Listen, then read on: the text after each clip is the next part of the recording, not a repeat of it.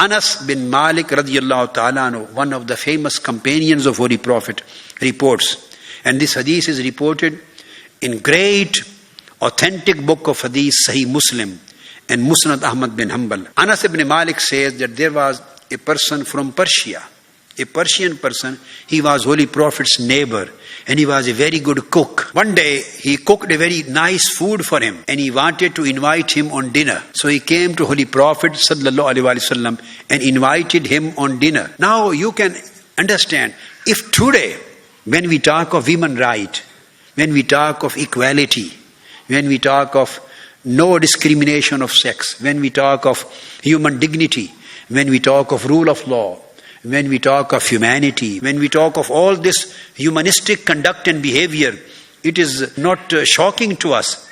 We have already gone through centuries and centuries of social developments and sociological and social behavioral developments and movements and lot of refinements, constitutional history. After that we have arrived at this stage. But please, when I tell you these things, keep in your mind that we are talking of somebody who lives 1500 years back, in a society which lived 1500 years back, when there was no concept of all these modern values and humanistic values. And Holy Prophet Muhammad, peace be upon him, he taught all these values which we are practicing now. But he taught and practiced these values 15 centuries before. Holy Prophet sallallahu alaihi wasallam. So the neighbor came and invited him on dinner. Aisha radiyallahu ta'ala anha, his wife, was sitting next to him.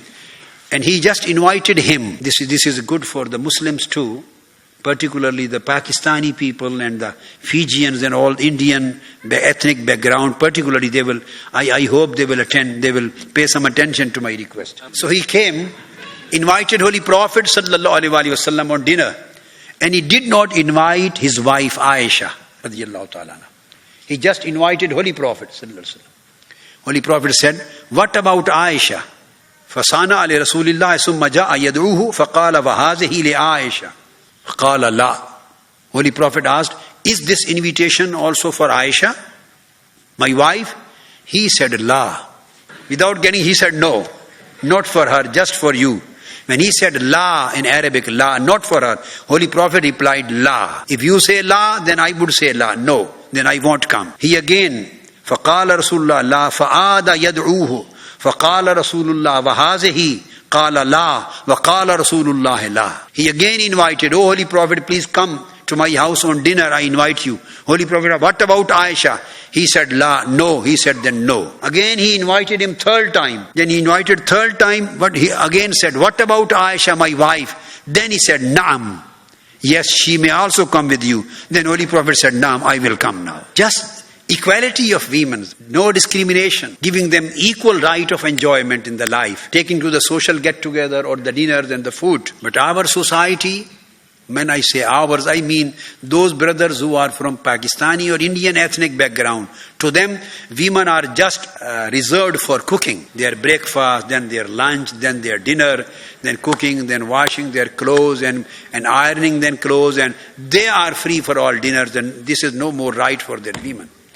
This attitude is against Islamic attitude, behavior, against prophetic teachings. Just imagine the height and excellence and perfection of the concept of human rights in the mind of Holy Prophet and in the teachings of Islam.